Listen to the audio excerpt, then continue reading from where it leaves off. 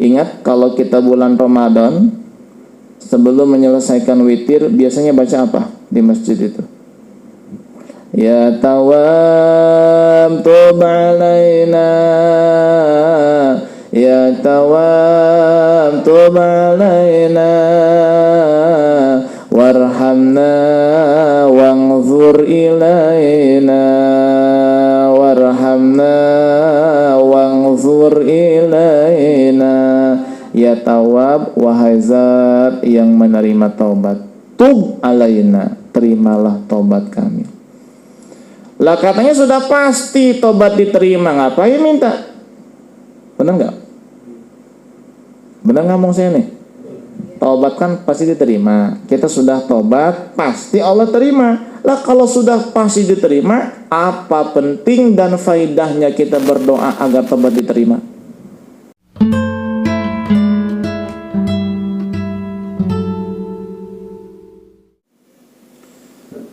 Assalamualaikum warahmatullahi wabarakatuh.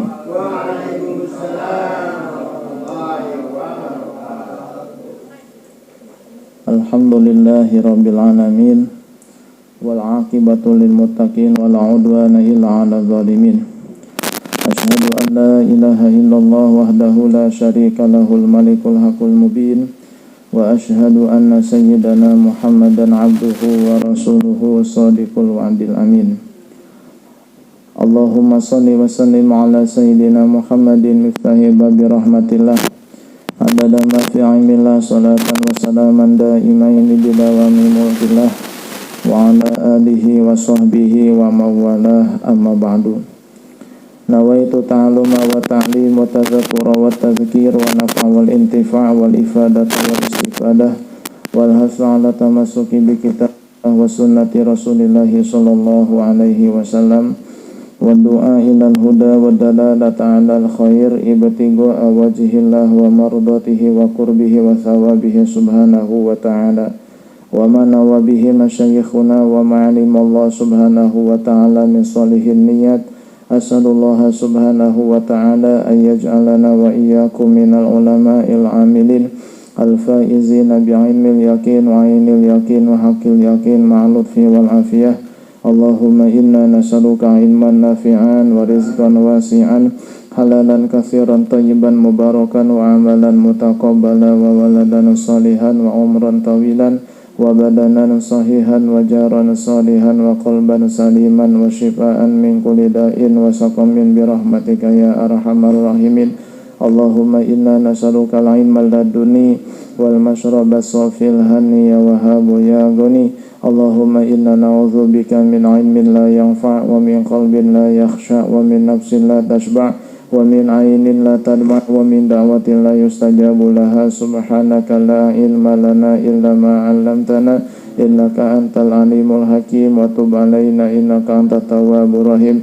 Allahumma rzuqna fahman nabiyyin wa hifdzal mursalin wa sur'ata ilhamil muqarrabin. Salli wa sallim ala sayyidina Muhammadin wa ala jami'il anbiya'i wal mursalin walhamdulillahi rabbil alamin.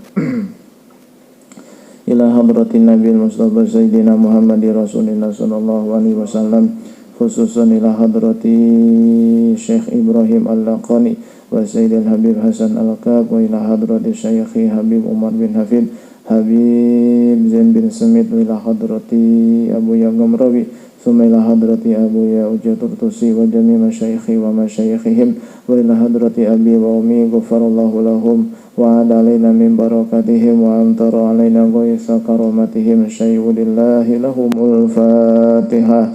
A'udzu billahi minasyaitonir rajim. Bismillahirrahmanirrahim. Alhamdulillahi rabbil alamin arrahmanir rahim maliki yaumiddin. Iyyaka na'budu wa iyyaka nasta'in ihdinas siratal mustaqim siratal ladzina an'amta 'alaihim ghairil maghdubi 'alaihim waladdallin. Amin. Hadirin wal hadirat rahimakumullah. Alhamdulillah, malam ini kita bisa bertemu kembali dalam keadaan sehat walafiat tanpa kurang sedikit apapun. Dan saya hormati segenap para sesepuh dan tokoh masyarakat, terutama saudara kita, guru kita itu Bapak Ustadz Dimas Kun yang sedang melaksanakan ibadah umroh beserta keluarga. Mudah-mudahan diberikan kesehatan, diberikan keselamatan, dan bisa pulang kembali ke Taman Cikande dalam keadaan sehat walafiat. Dan mudah-mudahan umrohnya diterima oleh Allah Subhanahu wa Ta'ala. Dan mudah-mudahan kita ya yang belum pergi ke tanah suci, ya mudah-mudahan kita ada panggilan ke tanah suci ya, bisa melaksanakan lanjutan umroh. Amin ya rabbal alamin. Ibu dan Bapak yang dimuliakan Allah, kita lanjutkan kajian yang pertama kitab Jauhar Tauhid ya. Masih membahas tentang dosa. Dalam kajian sebelumnya telah kita pelajari bahwa dosa itu terbagi dua, dosa besar dan dosa kecil. Dosa besar itu harus ditaubati ya. Hukumnya fardu ain kepada setiap orang yang berbuat dosa, berbuat maksiat, ia wajib hukumnya bertobat tanpa ditunda-tunda. Kalau ditunda-tunda, maka hukum menunda tobat adalah dosa. Kemudian kita lanjutkan bait yang selanjutnya. Bismillahirrahmanirrahim. Lakin yujadin taubatan lima qataraf wa fil qabuli ra'yuhum qad ikhtalaf mustaf'ilun mustaf'ilun mustaf'ilun mustaf'ilun mustaf'ilun mustaf'ilun.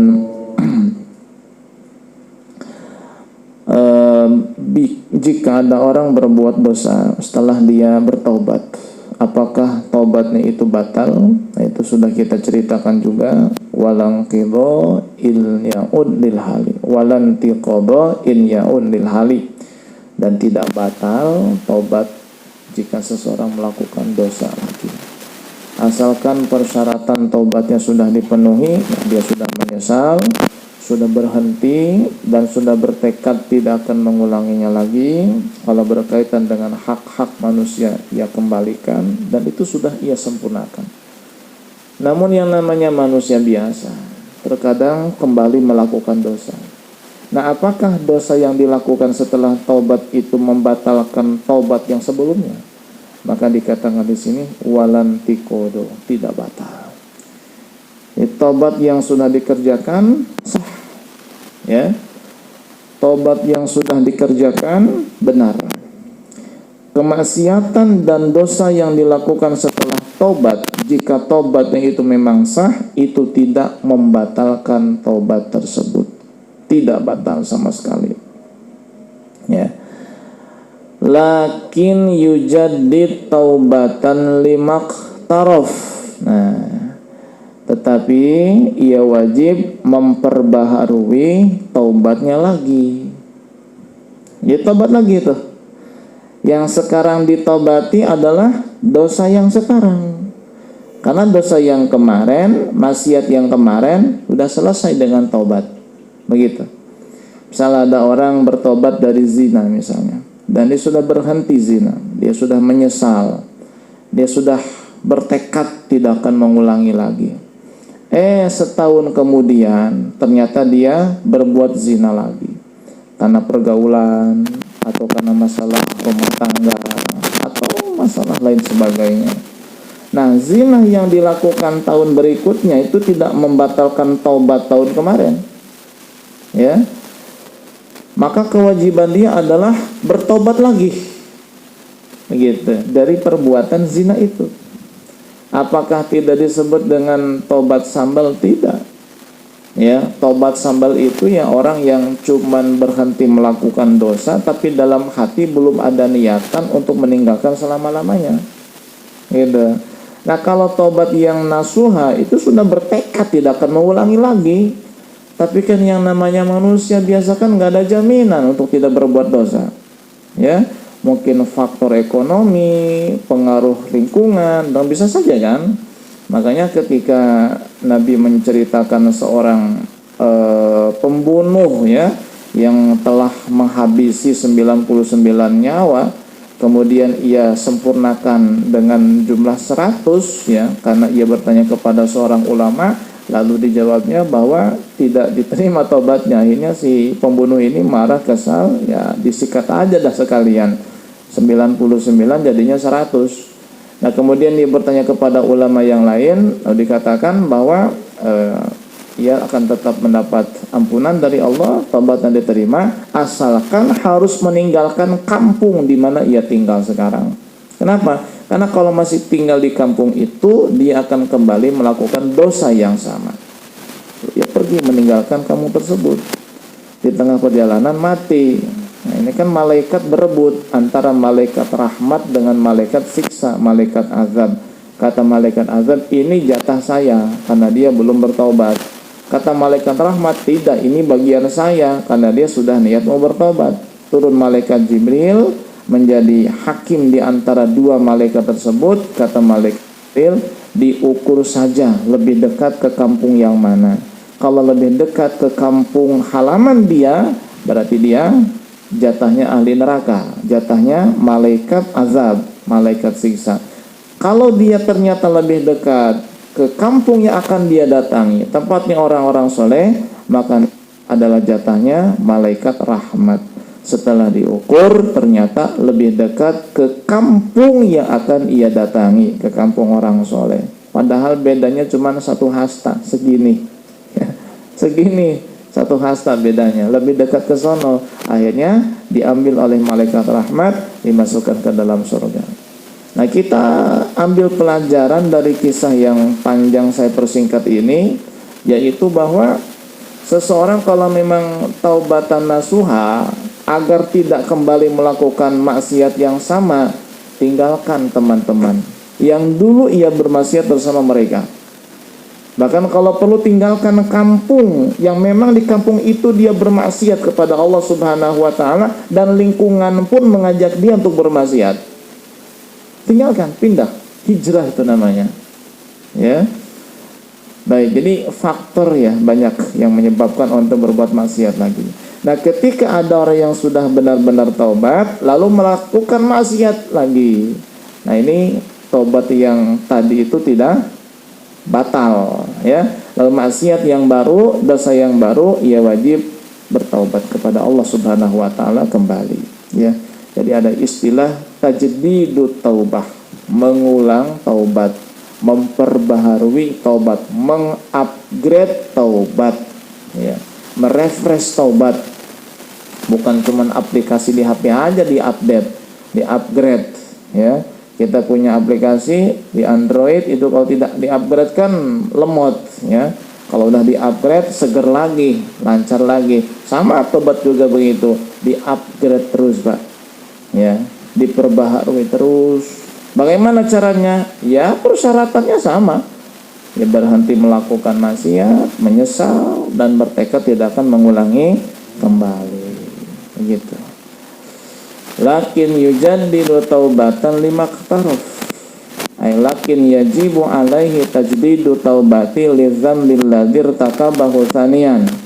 Ya, meskipun kemaksiatan yang dilakukan setelah taubatan nasuha itu tidak membatalkan taubat tersebut, akan tetapi ia tetap wajib memperbaharui dan mengulang kembali taubatnya. Taubat dari apa? Dari dosa yang kedua ini. Fala yadurru ilal israru 'alal ma'asi. Yang bikin bahaya itu orang yang terus-terusan maksiat itu.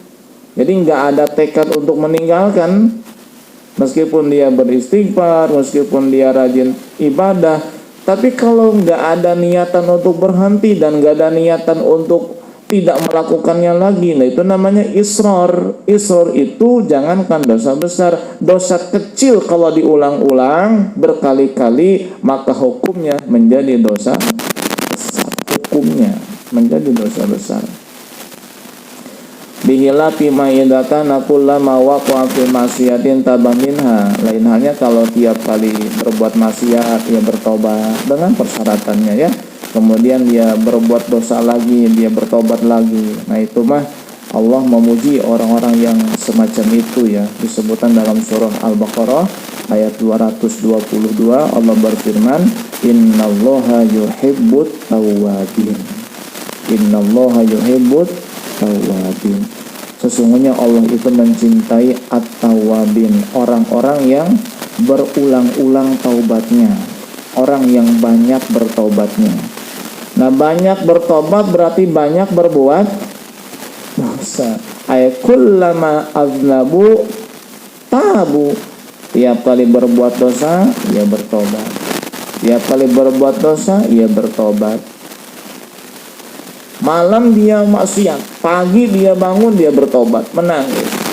Ya, bertekad nggak bakal mengulangi. Besok malam maksiat lagi. Tobat lagi, menyesal, bertekad tidak mengulangi lagi. Besok malamnya maksiat lagi. Ya, itu namanya tawabin, orang-orang yang banyak bertobat. Asalkan saya bilang tadi syarat taubatnya terpenuhi, menyesal, berhenti, dan bertekad tidak akan mengulang. Jadi saat ia menyesal itu jadi berhenti melakukan dosanya.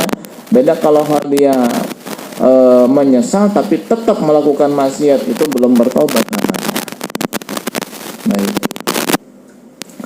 Disebutkan di dalam hadis ya, sebagai penguat daripada ayat yang tadi, Nabi SAW bersabda, at-taibu minadz-dzambi kaman la dzambalah.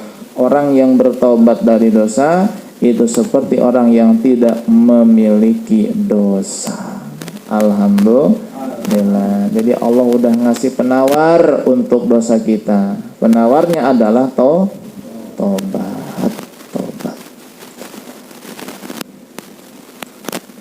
Wa fil qabuli ra'yuhum qad ikhtalafna. Selesai kita menceritakan tentang taubat dan persyaratannya. Nah, potongan bait ini menceritakan bahwa tentang apakah taubat itu diterima oleh Allah atau tidak. Kalau diterima, apakah pasti diterima atau mungkin diterima? Dikatakan di dalam potongan bait ini, wa fil qabuli ra'yuhum qad ikhtalaf, ay wa fil qabuli taubati ra'yul ulama'i qad ikhtalafa. Perbedaan pandangan dan pendapat para ulama terkait masalah diterimanya taubat. Al-Imam Abul Hasan Al-Asy'ari, Imam Ahlus Sunnah wal Jamaah ya, beliau berpendapat bahwa bi annaha tuqbalu qat'an bilalilin qat'iyyin, bahwa yang namanya tobat itu pasti diterima berdasarkan dalil yang kuat. Dalil qat'i, dalil pasti, dalil yang kuat. Tidak ada kemungkinan hal yang lain kecuali hanya satu maknanya, diterima. Nah, mana dalilnya bahwa orang yang bertobat itu pasti diterima sama Allah? Dalilnya adalah surah Asy-Syura ayat 25. Allah Subhanahu wa taala berfirman, wa huwallazi yaqbalu taubata 'an 'ibadihi. Dan dialah Allah Subhanahu wa taala zat yang selalu menerima taubat dari hamba-hambanya. Dalilnya jelas nggak dalilnya nih? Jelas nggak nih?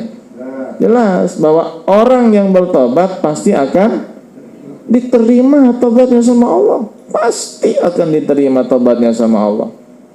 Ya, makanya Imam Abul Hasan Al-Asy'ari, imamnya kita, ya ingat-ingat ya, Imam Abul Hasan Asy'ari itu adalah imamnya kita, imamnya Ahlus Sunnah wal Jamaah. Siapapun yang tauhidnya, akidahnya berakidah seperti akidah Imam Abul Hasan Al-Asy'ari, maka dia adalah Ahlus Sunnah wal Jamaah.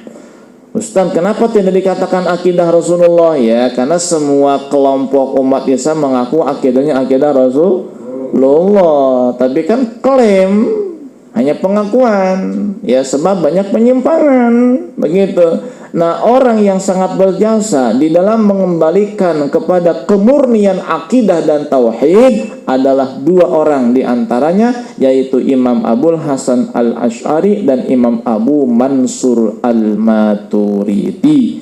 Itu yang paling berjasa di dalam pemurnian akidah dan tauhid yang pada masa itu telah terjadi penyimpangan. Ya, ada kaum Mu'tazilah, ada Jabriyah, ada Qadriyah dan lain sebagainya. Muncullah dua imam besar ini, Abul Hasan Al-Asy'ari dan Imam Abu Mansur Al-Maturidi. Nah, Imam Abu Mansur Al-Maturidi ini kalau tidak salah itu makamnya di Rusia, ya, di Rusia. Kalau tidak salah di Uzbekistan. Ya, Uzbek itu kan di Rusia, ya. Salah satu negara pecahan Uni Soviet, ya. Tapi beliau negara Uzbek ini masih di bawah daripada negara Rusia, ya, begitu. Uzbekistan. Ada Imam Bukhari di sana, ya. Ada Imam Tirmizi, ada Imam ini Abu Mansur Al-Maturidi, sangat berjasa.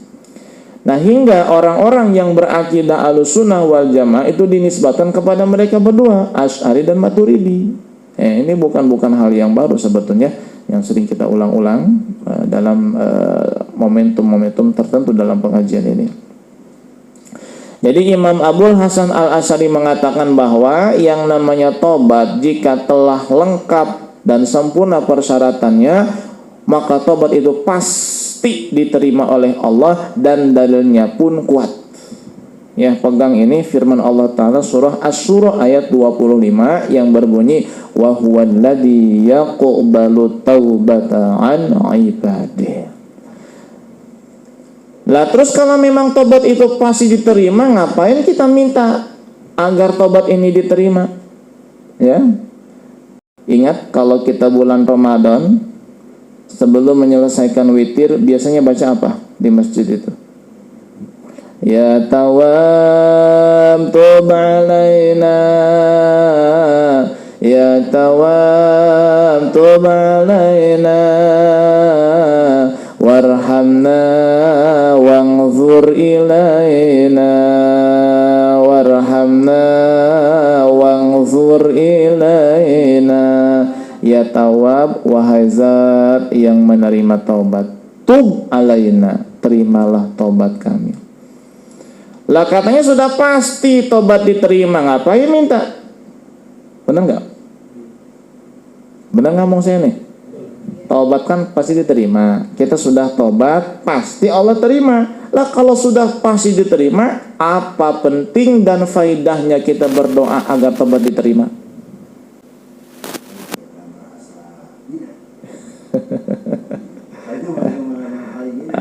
Itu namanya dalil, ini namanya dalil kirata. Kira-kira tapi nyata. Jawabannya begini. Apa hikmahnya kita berdoa agar Allah menerima taubat kita, padahal taubat pasti diterima? Jawabannya adalah li'adamil wuthuq bisurutiha. Karena kita tidak meyakini 100% kita telah menyempurnakan persyaratan taubatnya. Itu. Karena begini, kalau persyaratan taubatnya itu sempurna, maka taubat pasti diterima. Namun yang jadi masalah, kita nih nggak begitu yakin bahwa kita telah memenuhi persyaratan taubat. Apakah menyesal memurnikan Allah atau menyesal karena dapat musibah? Kan gitu. Apakah kita sudah bertekad tidak akan mengulangi atau dalam hati masih tersimpan niat untuk mengulangi maksiat? Nah, karena kita nih nggak terlalu pede bahwa kita nih sudah menyempurnakan syarat tobat. Nah, karena ketidakyakinan kita itulah sehingga kita berdoa, ya Allah terimalah tobat saya. Itu maksudnya, ya. Nah, kalau kata Imam Al-Haramain, Imam Abdul Malik Al-Juwaini, gurunya Imam Ghazali dan Imam Al-Qadi, mereka mengatakan bahwa tobat itu memang diterima, tapi diterima tidak pasti, dhannan, ya, kemungkinan besar diterima. Jadi bedakan ya. Kalau menurut Imam Abul Hasan Al-Asy'ari, jika persyaratan tobat sudah terpenuhi, maka tobat pasti diterima. Tapi kata Imam Haramain, ya, bahwa tobat itu kalau memenuhi persyaratan diterima, tapi kemungkinan besar, enggak pasti, kemungkinan besar diterima. kemungkinan besar diterima. Nah, lalu bagaimana menyikapi ayat yang tadi wa huwallazi yaqbalu taubatan ibadi? Bukankah itu ayat jelas, gamblang, tetela, bocetrak kalau kata orang Jayanti mah. Apa bocetrak? Jelas, terang benderang, ya. Bahwa Allah pasti menerima tobat. Lalu kenapa Imam Haramain mengatakan bahwa kemungkinan besar? Jadi nggak ada kepastian tuh. Nah, beliau menyikapi ayat ini dan memahaminya bahwa maksud daripada Allah menerima tobat hambanya adalah jika Allah berkehendak. Jika Allah berkehendak, Allah terima tobat hambanya. Kalau Allah tidak berkehendak, tidak diterima, berarti tidak ada kepastian dong, hanya kemungkinan besar. Waduh. Ini yang sudah tobat pun ya subhanallah masih tetap dalam perasaan takut, apalagi yang enggak tobat. Ya, yang tobat pun masih penuh dengan kekhawatiran, apalagi yang tidak tobat, apalagi yang tidak tobat, ya. Enggak bahaya tah. Korban TikTok jangan.